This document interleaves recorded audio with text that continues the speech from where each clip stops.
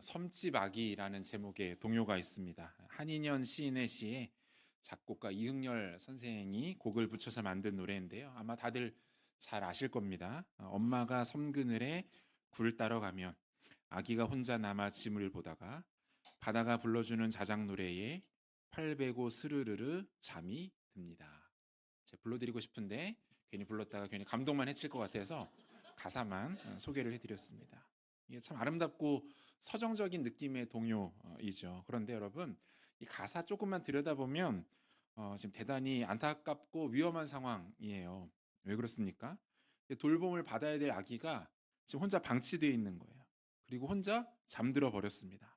요즘 같으면 난리 나죠. 아동 학대, 뭐 유기 이런 걸로 처벌받게 될지도 모릅니다. 그런데 여러분, 이 동요에 2절 있다는 거 아십니까? 이 시의 하이라이트는 2절에 있습니다. 2절 가사 이렇습니다. 아기는 잠을 고니 자고 있지만 갈매기 울음소리 마음이 설레어 다 못 찬 굴바구니 머리에 이고 엄마는 모래길을 달려옵니다.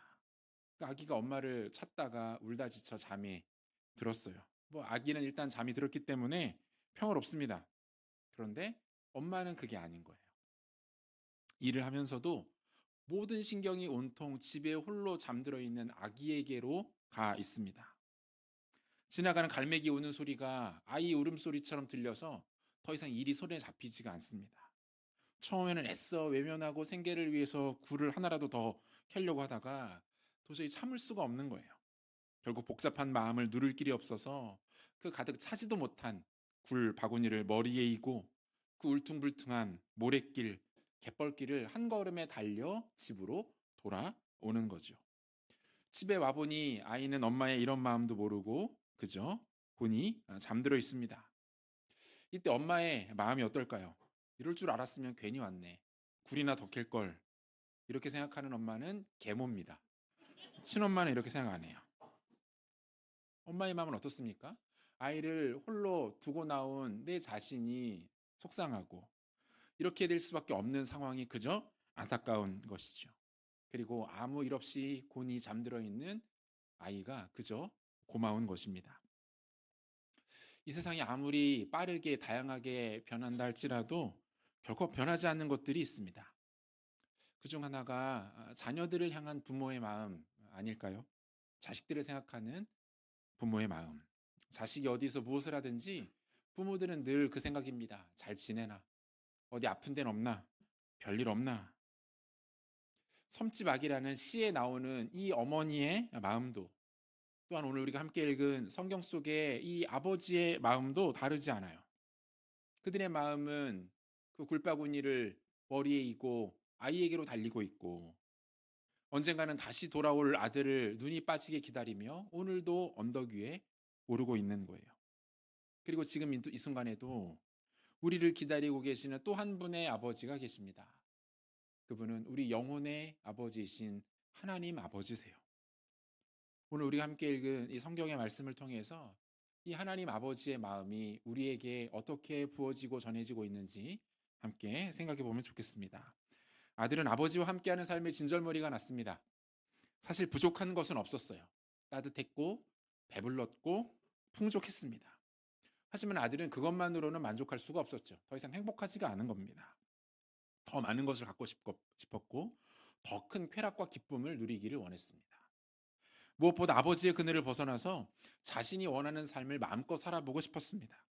그는 아버지 곁을 떠나 독립할 것을 결심합니다. 아버지를 찾아가서 이렇게 말해요. 아버지, 언젠가 아버지가 돌아가시면 저를 위해 유산을 남겨주실 거잖아요. 그 유산을 미리 좀 땡겨받고 싶습니다. 그거 좀 미리 나눠주세요. 사실 이렇게만 들어도 대단히 무례하게 느껴집니다. 그런데 이러한 요구는 고대 팔레스타인, 오늘 성경에 쓰여진 배경인 고대 팔레스타인 지역에서는 폐륜적인 태도였어요. 이 말은 단순히 내 몫으로 정해진 유산을 미리 달라 이 말이 아닙니다. 이 말은 사실상 부자지간을 정리하겠다라는 거예요. 아버지, 저 오늘부터 아버지 아내를 안 할 겁니다. 우리 관계는 이미 그만 여기에서 끝내는 걸로 하시죠. 저는 오늘 이 순간부터 아버지를 죽었다라고 생각할 겁니다. 아버지 아들 아니에요. 이런 의미라는 거예요. 아마도 아들과 아버지의 이 대화를 집안에 또 다른 어른이 들었다면 대노했을 겁니다. 저런 못된 놈이 다 있나? 막대 먹은 놈이 있나? 옆 이웃집 사람이 들었다면 흉봤을 거예요. 아들 열심히 키워놨는데 엉망진창이구만. 헉 키웠어. 그 정도로 아들의 태도는 무례하고 불효막심한 것이었고 나아가 반인륜적인 것이었어요. 하지만 아버지는 화 한 번 내지 않습니다. 아무 말 없이 아들의 요구를 들어줍니다. 그렇게 아들은 자신의 몫으로 주어진 유산을 갖고 집으로 나갑니다. 집 밖을 나갑니다. 지금까지 자라면서 고생 한번 해본 적 없는 아들이었어요. 그의 성품이나 됨됨이도 온전해 보이지 않습니다. 당연히 이후 그의 삶은 엉망이 되고 맙니다. 흥청망청 돈을 물쓰듯 쓰기 시작합니다. 그의 주변으로는 질이 안 좋은 친구들과 온갖 사기꾼들이 몰려들기 시작했어요. 아니나 다를까 얼마 못 가 아버지로부터 받은 모든 유산을 탕진하고 말았습니다. 끼니를 해결할 정도의 돈조차 남지 않았어요. 돈이 있을 때는 주변에 사람들이 많았고 좋아해주고 칭찬해주는 사람들이 많았는데 정작 돈이 떨어지자 마치 거짓말처럼 사람들이 그를 떠났습니다. 그야말로 막장 인생이 되고 만 것이죠. 숙식이라도 해결하기 위해서 돼지 돌보는 일을 찾았습니다. 중동 지역 사람들에게 돼지는 부정한 동물입니다. 먹지도 않죠. 지금도 유대인들이나 무슬림들은 돼지고기를 입에 대지 않습니다. 부정한 동물이라고 인식해요. 따라서 그 동물을 돌보는 사람은 인생 중에서도 가장 천한 삶을 살아가는 것이다라고 여겼습니다. 지금 이 아들의 상황이 얼마나 안 좋아졌는지를 알 수 있는 장면이죠. 식사가 부실할 때는 돼지들이 먹는 사료를 빼앗아 먹으면서 허기를 달래기까지 합니다. 그의 인생은 더 이상 비참해질 수 없을 정도로 비참해졌고 모든 것을 잃고 그야말로 나락에 떨어진 인생이 되고 말았어요. 준비가 제대로 안 된 사람들에게 부와 형통과 성공이 임하게 되면 그것은 복이 아닙니다. 준비되지 않은 상태에서 찾아온 형통과 복은 저주고 재앙입니다. 많은 사람들이 로또 1등에 당첨되는 것 꿈꿉니다. 소위 말하는 인생 역전을 기다리죠.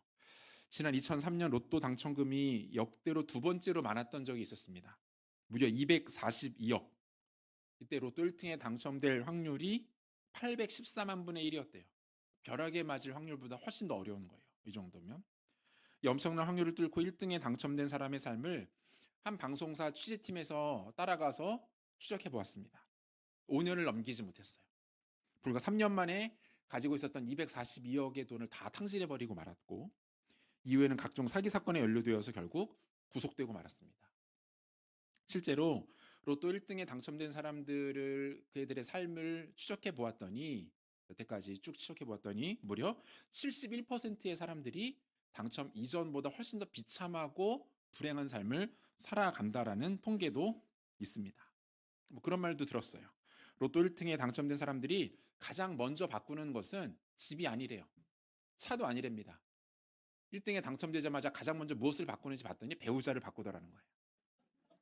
너무나도 안타까운 모습이죠. 오늘 성경 속에 등장하는 아들도 이런 모습 아니었을까요? 갑자기 얻게 된 부와 형통과 막대한 성공 그리고 자유 이것이 한 사람에게 잠깐의 기쁨은 주었을지 모르겠지만 그의 삶이 순식간에 곤두박질 치는 계기가 되었습니다. 오늘 성경 속 이 아들의 모습은 하나님을 떠난 인간의 모습과 동일합니다. 하나님의 형상대로 창조된 인간은 본래 하나님과 함께 거하던 존재였습니다. 여기서 하나님의 형상대로 창조되었다라는 말은 인간이 가지고 있는 인격, 지정의가 하나님께로부터 왔다는 것입니다. 또한 오늘 우리 성가대 찬양하면서도 그런 얘기했는데 인간 안에 영혼을 사모하는 마음, 영생을 꿈꾸는 마음이 생겨나게 되었다라는 것을 말하는 거예요. 동물과는 구별되어진 독특한 인격이 인간에게는 주어져 있습니다. 이 인격은 진화의 결과로부터 얻게 된 것이 아니고 우연히 그저 생겨난 것도 아닙니다. 하나님께서 자신의 형상대로 인간을 창조하셨고 하나님에게만 있는 고유한 것들, 영원한 것, 그분의 인격을 자신의 형상인 인간에게 주셔서 인간으로 하여금 그것들을 누리게 하신 거예요. 그래서 우리는 하나님과 인격적으로 만날 수 있고 그분과 교제하며 소통할 수 있습니다. 따라서 인간에게 가장 복되고 행복한 삶은 하나님과 함께하는 삶입니다. 먼저는 하나님을 인정하는 거예요.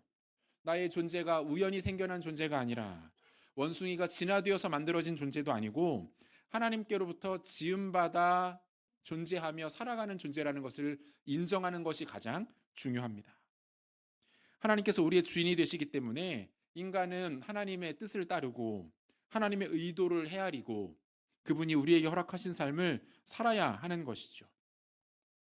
어떠한 사람들은 이러한 삶에는 자유도 없고 억압과 정해져 있는 강제만 있을 뿐이다라고 말합니다. 아니에요. 그렇지 않습니다. 선하고 지혜로우신 하나님은 우리 모든 사람에게 각자에게 가장 좋은 것들을 주시는 진정한 하나님이십니다. 인간에게 참된 행복과 자유는 우리를 지으신 하나님의 뜻과 방법을 헤아리고 그것을 따라 살아가는 거예요. 하지만 안타깝게도 인간은 하나님을 떠나고 말았습니다. 하나님을 거부합니다. 그리고 자신이 삶의 주인이 되겠다고 선언합니다. 인간이 하나님을 떠난 상태, 성경은 이것을 가리켜서 죄라고 말해요. 인간이 하나님을 떠난 상태, 이것이 죄입니다. 죄의 어원 자체가 표적을 벗어나다, 관역에서 빗나가다라는 뜻을 갖고 있거든요. 본래 있어야 할 하나님의 곁을 인간이 떠나버렸기 때문에 그 상태가 죄라는 거예요. 나쁜 짓을 하고 법을 어기고 누군가에게 피해를 주는 것이 죄가 아닙니다. 죄의 본질은 인간이 마땅히 있어야 하는 하나님과 함께하는 것에서 떨어져 나왔을 때 그 자리를 벗어난 상태 그 자체가 죄라는 것이죠.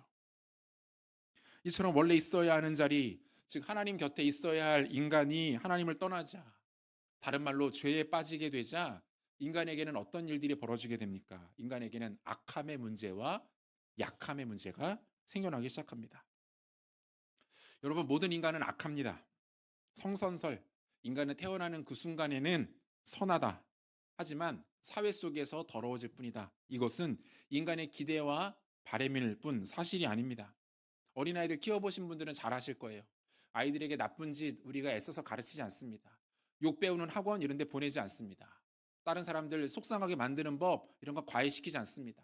하지만 아이들 너무 잘합니다. 자연스럽게 배웁니다. 능숙하게 합니다. 어른들보다 더 잘하는 경우들도 종종 있습니다. 인류 역사 가운데 전쟁, 폭력, 갈등, 범죄 등은 그 어떤 시대나 그 어떤 사회에서도 끊긴 적이 없었어요. 강한 자들이 약한 자들 위해 군림하고 괴롭히고 착취하고 이용하는 일들은 인간의 힘과 제도로 막을 수 있는 것들이 아님을 우리는 보게 됩니다. 인간은 너무너무 악한 존재들인 것이죠. 또한 인간은 악할 뿐만 아니라 약합니다. 우리는 인류 역사상 가장 문명이 고도로 발달된 때를 살아갑니다. 손안에 들고 있는 작은 기기 하나로 모든 업무를 처리하고 모든 생활을 해나갑니다. 모든 정보들을 수집해서 이것들을 사용합니다. 우주선이 마치 지하철 왕복하듯이 우주와 땅을 왕래합니다. 인간의 평균 수명은 날로 길어져 갑니다. 하지만 그럼에도 불구하고 인간은 눈에 보이지 않는 작은 바이러스, 균, 세포들로 인해서 고통당하고 그로 인하여 목숨을 잃습니다. 각종 사고와 자연재해로부터 인간은 절대로 안전하지 못합니다. 오늘 하루를 아무리 편안하게 잘 살았다 할지라도 이 삶이 동일하게 내일 이어질지 누구도 장담할 수 없습니다. 알 수가 없는 거예요. 여러분, 지구 종말 시계라는 것이 있습니다. 전 세계에서 가장 탁월하고 똑똑한 과학자들이 인류의 위기를 시계로 설정해 놓은 것이에요. 이 시계가 정각 12시를 가리키면 인류는 종말을 맞이하게 된다라고 해요. 이 시계가 처음으로 만들어진 1947년에는 지구 종말 시계가 11시 53분이었다고 합니다. 자정 7분 전이었던 거죠. 지금으로부터 약 80년 전이죠. 그렇다면 올해 우리가 살아가고 있는 2024년에 지구 종말 시계는 몇 분 전으로 발표되었을까요? 90초 전이라는 거예요. 11시 58분 30초. 러시아 우크라이나 전쟁, 각국의 핵무기 보유 상태, 여기에다가 우리가 도저히 예측할 수 없는 기후 변화까지 더해지면서 지구의 종말이 매우 가까이까지 다가왔다라고 예측하고 있는 것이죠. 그냥 재미로 발표하는 내용이 아닙니다. 전 세계 최고의 석학들이 다양한 데이터와 분석을 통해서 내놓는 자료들인 거예요. 그 정도로 우리가 살아가는 이 시대와 상황이 뒤숭숭하고 편안하지가 않은 것이죠. 여러분, 굳이 미래를 말할 필요도 없을 것 같습니다. 여러분 하루하루 살아가는 것이 행복하십니까? 하루하루가 삶의 의미와 감사와 감격과 기쁨으로 가득 차 있어서 정말 살맛 난다. 정말 인생은 살아볼 만한 것이다. 라는 감탄이 우리 가운데 흘러나옵니까? 그렇다라고 말씀하신다면 너무 감사하고 귀한 일이지만 특별히 2024년을 살아가는 대한민국의 대부분의 사람들은 그렇게 고백하고 있지 못한 것 같습니다. 해마다 각국 국민들을 대상으로 행복 지수라는 것을 조사하여 발표합니다. 작년 2023년 대한민국의 행복 지수는 57%였습니다. OECD 가입국 38개국 중에서 35번째였어요. 지금으로부터 10년 전인 2014년, 2011년 결과를 보니까 71%였다라고 해요. 무려 10여 년 만에 14%나 추락하고 만 것이죠. 아이러니하죠. 지난 10여 년간 한국 사회는 매우 빠르게 성장했습니다. 평균 소득은 높아졌어요. 수명은 늘어났습니다. 나라의 힘과 영향력도 강해졌어요. 살아가고 생활하는 것이 훨씬 더 편해지고 윤택해졌습니다. 그런데 적어도 우리는 기쁘지가 않은 거예요. 행복하지가 않은 겁니다. 사는 것은 오히려 더 힘들어졌고 퍽퍽해졌습니다. 하루하루 살아가는 것에 걱정과 근심과 두려움만이 늘어나 있는 것을 보게 돼요. 여러분 무엇을 알 수 있습니까? 우리가 느끼는 행복, 인간이 만족을 느끼는 것은 물질이나 조건에 있지 않다라는 거예요. 여러분 행복의 절대적인 기준은 관계에 있습니다. 누군가 좋은 관계를 맺고 살아가는 것, 가족들끼리 사랑을 나누며 가까운 사람들과 정을 나누고 마음을 나누는 좋은 관계를 맺어가는 것, 그것이 한 인간을 가장 행복하게 만드는 방법이래요. 하지만 이것이 끝이 아니죠. 우리의 영적인 관계, 우리의 근원 되시는 하나님과 온전한 관계를 이루지 못하면 그 인생은 절대로 행복할 수 없다는 것입니다. 우리가 어디에서부터 왔는지, 그리고 어디로 돌아가는지, 우리의 삶과 우리의 영혼의 때를 온전히 주장하시는 분이 누구이신지를 알고 그분과 온전한 관계를 맺어가는 것, 그것이 진정한 행복이고 인간이 참된 만족과 기쁨을 누리기 위해서는 이 관계가 회복되어야 한다는 것을 말하고 있는 거예요. 아버지를 떠난 인간 아들이 행복할 수 없었던 것처럼 하나님을 떠난 인간도 동일합니다. 하나님을 떠나 죄에 빠진 인간은 결코 온전한 행복과 만족을 누릴 수가 없습니다. 아들은 이제서야 자신의 비참한 처지와 상황을 깨닫습니다. 내가 어리석었구나. 내가 정말 바보 같았구나. 진정한 행복을 발로 걷어차버리고 여기까지 와버렸구나. 그는 반성하고 뉘우쳤어요. 그리고 다시 아버지께로 돌아갈 것을 결심합니다. 차마 아버지께 돌아가서 다시 아들로 받아달라는 말은 할 수가 없었어요. 염치가 없었기 때문이죠. 도저히 아버지를 뵐 면목이 없는 거예요. 그래서 어떻게 생각합니까? 그렇다면 품꾼의 하나, 아버지 집에서 일하는 노예 중에 하나로라도 받아달라고 해야 되겠다. 적어도 그들은 굶지 않았다. 적어도 그들은 이처럼 비참하게 살지는 않았다. 이 마음을 가지고 아버지께로 돌아갑니다. 본문 18절부터 20절 상반절까지의 말씀을 보니까 내가 일어나 아버지께 가서 이르기를 아버지 내가 하늘과 아버지께 죄를 지었사오니 지금부터는 아버지 아들이라 일컬음을 감당하지 못하겠나이다. 나를 품꾼의 하나로 보소서 하리라 하고 이에 일어나서 아버지께로 돌아가니라 이렇게 돼 있어요.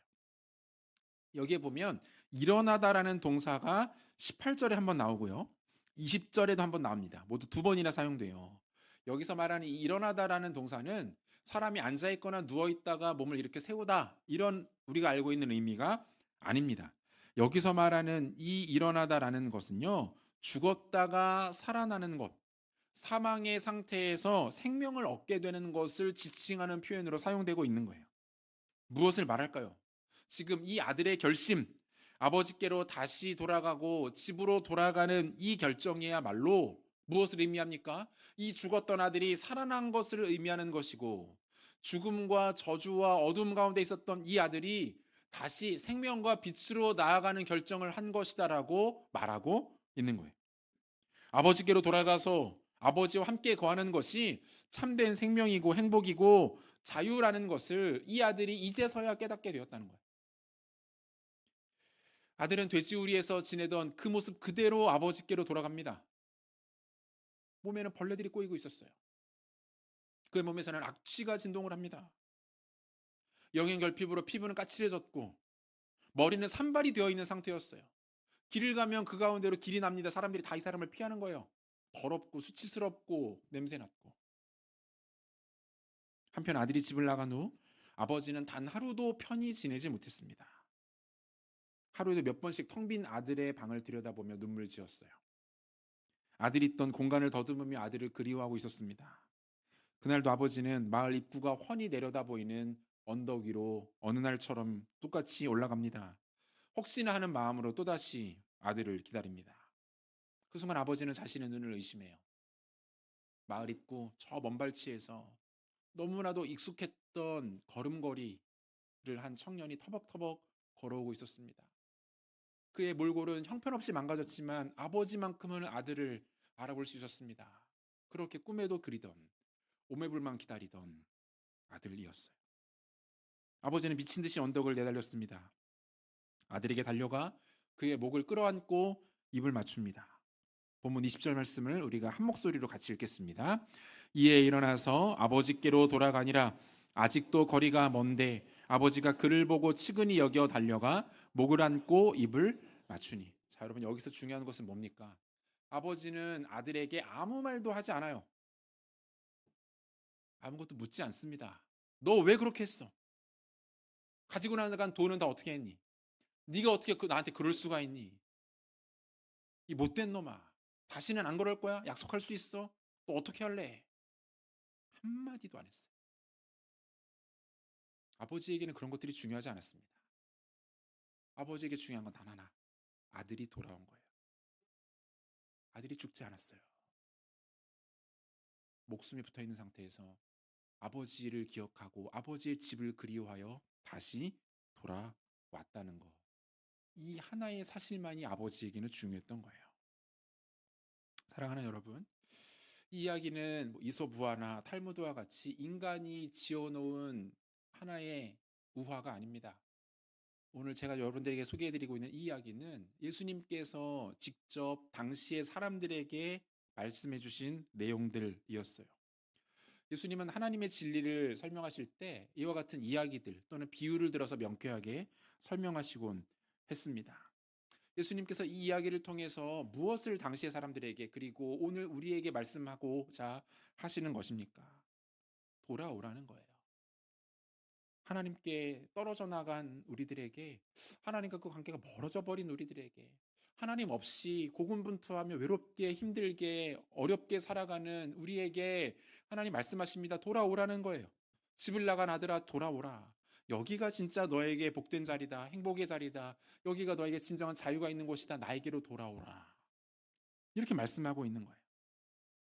사랑하는 여러분, 기독교는 구원을 말하는 종교입니다. 특별히 두 가지에 대한 구원을 이야기하는데요. 첫 번째는 죄로부터의 구원이에요. 앞서서도 소개해드린 것처럼 이 땅에 태어난 모든 사람은 죄인입니다. 죄가 없는 사람이 단 한 명도 없다는 것이죠. 로마서 6장 23절은 이렇게 말하고 있어요. 죄의 삭은 사망이요 하나님의 은사는 그리스도 예수 우리 주 안에 있는 영생이니라. 히브리서 9장 27절에도 보니까 한 번 죽는 것은 사람에게 정해진 것이요 그 외에는 심판이 있으리니. 이 두 성경 구절을 정리해 보면 이런 뜻입니다. 모든 사람에게는 각자 저마다의 죄가 있다. 따라서 모든 사람은 그 죄로 인하여 죽는다. 만약에 이 땅에 태어났는데 아직까지 죽지 않는 사람이 있다면 1700년 전에 태어났고 600년 전에 태어났고 320년 전에 태어나서 지금까지 살고 계신 그 어떤 분이 계시다면 우리는 그분을 향해서 죄가 없다라고 말할 수 있을 것 같아요.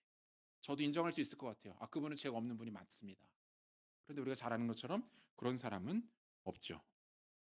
이 땅에 태어난 모든 사람은 남녀노소 빈부귀천 그의 학식, 재산, 그의 열정, 그의 업적 관계없이 모두가 죽임을 당합니다. 이 땅에 태어난 사람은 반드시 죽음을 경험합니다. 왜요? 그가 죄인이기 때문에 그래요. 인간은 여러 가지 다양한 방법으로 이 죄 문제를 극복해 보려고 합니다. 그중 대표적인 것이 종교 아닙니까? 거의 대부분의 종교들에는 수행이라는 것이 있습니다. 이게 굉장히 중요해요. 수행이란 자신의 힘으로 죽음을 극복해 보려는 모든 시도를 말합니다. 자신의 마음과 영혼을 열심히 갈고 닦는 거예요. 도덕적으로 바르게 살고 윤리적으로 탁월하게 살고 열심도 내보고 시간도 들여보고 기도도 많이 해보고 그런 식을 통해서 나에게 있는 죄의 문제를 해결해 보려고 애쓰는 것이 수행입니다. 이 방법을 통해서 구원에 이르겠다는 거예요. 영생을 얻어보겠다는 거예요. 그런데 기독교의 방식은 조금 달라요. 기독교는 내 힘으로 안 된다라는 것을 전제하고 시작합니다. 나는 아무것도 못한다라는 것을 기본적으로 깔고 시작하는 게 기독교예요. 내 힘이 안 되기 때문에 외부의 다른 힘을 의지하게 됩니다. 그리고 그 외부의 힘으로 죽음을 극복하고 구원에 이르게 되죠. 내 힘이 아닌 다른 힘을 통해서 구원에 이르게 되는 것, 성경은 이 개념을 가리켜서 은혜라고 말해요. 나는 못하는 거예요. 힘이 없습니다. 무능력해요. 그런데 외부의 어떤 힘이 나를 죽음 가운데 통째로 들어올려서 영원한 생명으로 인도하는 거예요. 이게 은혜예요. 하나님께서 나에게 이 일을 이루어 주시는 거예요. 조금 전에 죄의 대가가 죽음이라고 말씀드렸죠. 우리가 죽음에 이르지 않기 위해서는 이 죄의 문제를 반드시 해결해야 합니다. 그런데 이 죄의 문제는 죽음으로만 해결돼요. 그러니까 죄와 죽음, 인간에게 있는 죄, 인간이 맞이하게 되는 죽음, 이것이 꽉 막혀 있는 것처럼 뚫리지 않는 양면처럼 인간을 억누르고 있는 것이 인생의 현실이죠. 우리를 대신해서 아무리 우리를 사랑하는 사람도 대신 죽어줄 수 없습니다. 배우자를 위해서, 자녀를 위해서 죽어줄 수 없어요. 죽는다 할지라도 그것은 자신의 죄 때문에 죽는 것인지 그 죄 때문에 다른 사람의 죄의 대가를 지불할 수 없다는 거예요.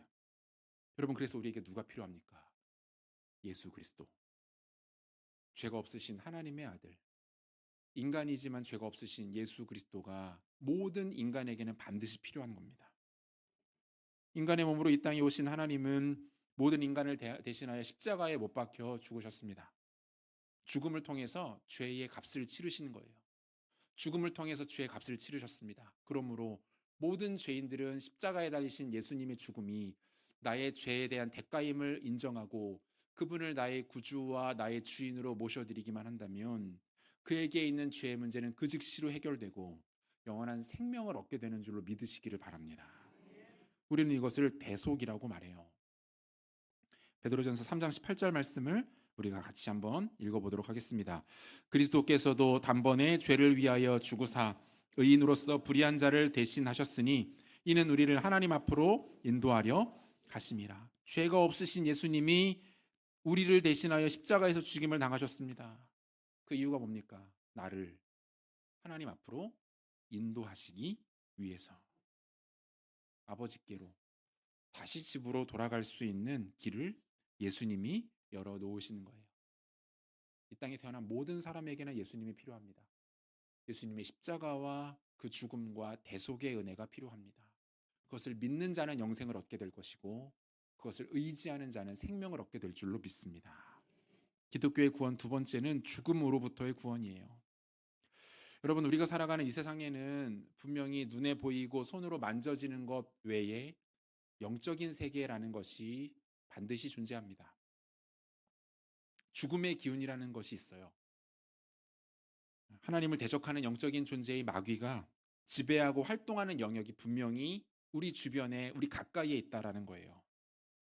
가끔 끔찍한 살인이나 패륜적 범죄를 저지른 이들의 모습을 보면 방송으로 비춰지는 그들의 모습 속에서도 어둠의 기운들이 느껴지는 것을 경험할 때가 있습니다. 죽음의 기운이 그 사람 안에 서려져 있는 것들을 볼 때가 있어요. 어딘가 짓눌려 있고 어두워 있고 살기가 감도는 것을 볼 수 있죠. 수많은 사람들이 죽음을 당했던 장소 또는 전쟁이 펼쳐지는 지역, 오랜 기간 동안 갈등과 분쟁이 멈추지 않는 지역에서도 이러한 죽음의 기운 같은 것들이 느껴진다는 거예요. 이런 죽음의 기운, 죽음의 권세를 깨뜨리고 이겨낼 수 있는 힘이 우리에게는 없습니다. 인간에게는 없어요. 하지만 하나님은 이러한 죽음으로부터 우리들을 구원해 주시는 분이십니다. 로마서 8장 1절과 2절을 보니까 이런 말씀이 있습니다. 그러므로 이제 그리스도 예수 안에 있는 자에게는 결코 정죄함이 없나니 이는 그리스도 예수 안에 있는 생명의 성령의 법이 죄와 사망의 법에서 너를 해방하였습니다. 뭐라고 말씀합니까? 죄와 사망의 법에 억눌려 있던 모든 인생들을 생명의 성령의 법으로 끊어내시는 분이 계시다는 거예요. 십자가에서 죽으실 뿐만 아니라 그 죽음을 깨뜨리시고 부활하신 예수님, 그 예수님만이 우리를 진정한 죽음의 권세로부터 자유케 하실 수 있다라는 겁니다. 사랑하는 여러분, 이 땅에 살아가는 모든 사람은 언젠가 반드시 육체의 죽음을 경험하게 됩니다. 그 죽음이 우리에게 언제 어떤 방식으로 찾아올지 아무도 알 수 없습니다. 인생을 오래 살았다고 해서, 몸이 약하다고 해서, 위험한 자리에 있다고 해서 죽음을 빨리 맞이하거나 반대의 경우라고 해서 나중에 맞이한다는 법이 없습니다. 그 죽음은 끝이 아닙니다. 그 이후에 우리가 알지 못하는 또 다른 세상이 시작이 됩니다. 죽음 이후에 영원한 세계가 존재하고 그 세계는 정확하게 영원한 낙원과 처절한 지옥으로 나뉘어진다라고 성경은 우리에게 말씀하고 있습니다. 그러므로 우리가 이 땅 살아가면서 가장 긴급하게 고민하고 준비하고 바라보아야 할 것은 무엇입니까? 그 죽음 이후의 때예요. 모두가 맞이하는 그 죽음, 그 이후의 때에 대해서 우리는 고민해야 합니다. 그날을 바라볼 수 있어야 합니다. 진짜 지혜로운 사람은 그날을 준비합니다. 예수 그리스도를 선택해야 합니다.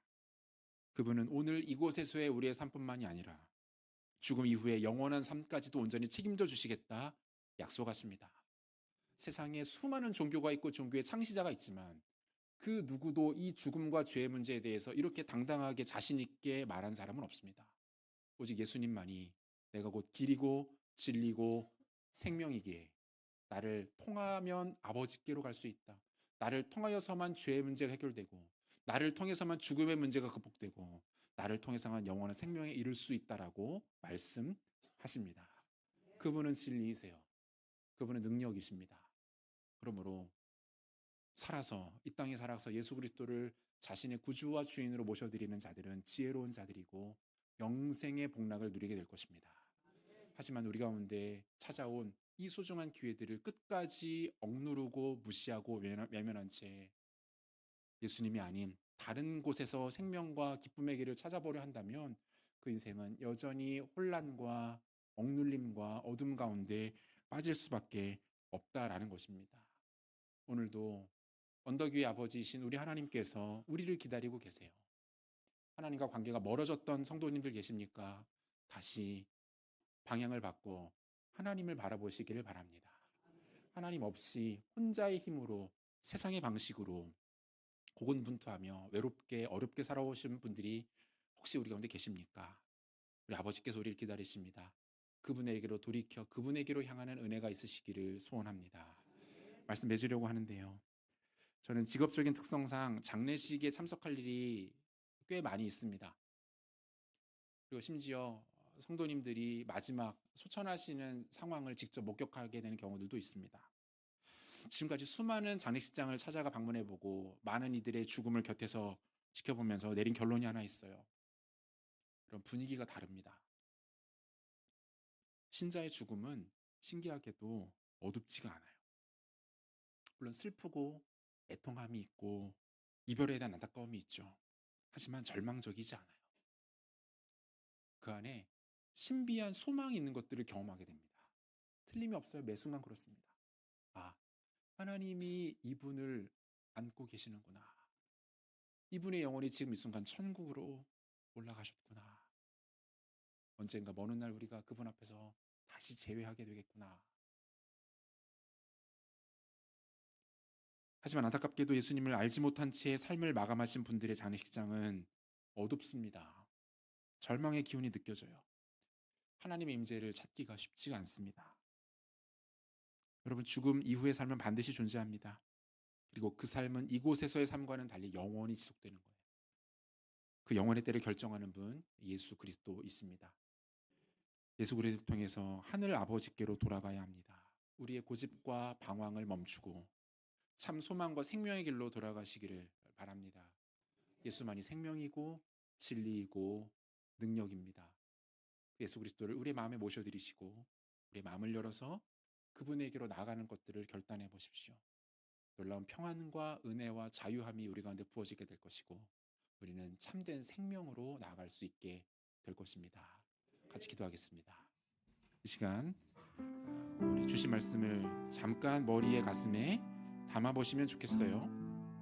그리고 우리 딱 1분 정도만 우리 마음 가운데 스스로에게 한번 질문을 던져 보세요. 오늘의 내 삶은 어떠한가? 나는 진정한 자유와 행복을 누리며 살아가고 있는가? 언젠가는 반드시 죽게 될 것인데 죽음 이후에 대해서 나는 어떠한 입장과 대안을 가지고 살아가는가? 이 모든 것들에 대하여 여러분이 이 순간 명확하게 확실하게 대답하시기가 어렵고 마음에 평안과 안정감이 없으시다면 여러분에게는 예수님이 필요한 거예요. 예수님을 모셔드리고 그분을 나의 구주와 주인으로 삼으면 이 모든 문제들은 한순간에 해결됩니다. 안정감이 들어올 거예요. 평안함이 생길 겁니다. 그리고 여러분들은 진정한 자유를 경험하게 될 겁니다. 예수 그리스도가 필요합니다. 예수님이 생명이고 소망이세요. 이 시간 우리 마음을 열어서 그분을 영접하시기를 소망합니다. 그리고 그분께 기도하세요. 하나님, 주님을 나의 주인으로 구주로 모셔드립니다. 예수님을 믿고 영원한 기쁨과 생명, 자유함을 누리기를 원합니다. 죽음이 끝이 아니라고 하셨는데 죽음 이후에 끔찍한 지옥에 떨어지는 것이 아니라 영원한 하나님 나라에서 기쁨과 영생을 누리기를 원합니다. 우리 이러한 기도 제목으로 우리 1분간만 조용히 묵상으로 한번 기도하시면 좋겠습니다. 함께 기도하겠습니다. 하나님 아버지, 하나님 이 시간 우리 가운데 함께하여 주시옵소서. 우리 가운데 임재하시고 역사하여 주옵소서. 하나님의 자리에 없는 모든 주의 백성들 가운데 하나님 은혜와 구원의 영광을 허락하여 주시옵소서. 우리 중심이 하나님께 아름답게 들어줄 수 있도록 인도하여 주옵소서. 하나님 아버지, 우리 마음을 엽니다. 우리 생명과 소망 되신 예수 그리스도를 마음에 모셔드리기를 원합니다. 예수님만이 우리의 생명과 구원과 전부 되시기에 그 주님께만 나아가기를 원합니다. 하나님 우리 마음을 만져주시고 열어주시고 그 주님을 영접하며 모셔드릴 수 있도록 은혜를 베풀어 주옵소서. 살아계신 하나님, 이 시간 우리 가운데 일하여 주옵소서. 우리 가운데 역사하여 주옵소서. 하나님 풍성한 은혜와 함께하여 주옵소서. 하나님 역사하여 주옵소서. 이 시간 우리 저를 따라서 한 번만 같이 기도해 주시면 좋겠습니다. 살아계신 하나님 아버지, 우리를 사랑해 주시니 감사합니다.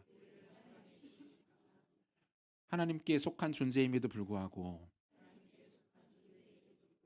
마음대로 살았습니다. 욕심대로 살았습니다. 세상의 방식대로 살았습니다. 그곳에는 행복이 없었습니다. 만족과 기쁨도 없었습니다. 이제 다시 주님께로 돌아가기를 원합니다. 아버지에게로 나아가기 원합니다. 예수님을 모셔드리기를 원합니다. 우리와 함께하여 주시옵소서. 진정한 생명과 자유를 허락하여 주시옵소서. 예수님의 이름으로 기도합니다. 아멘.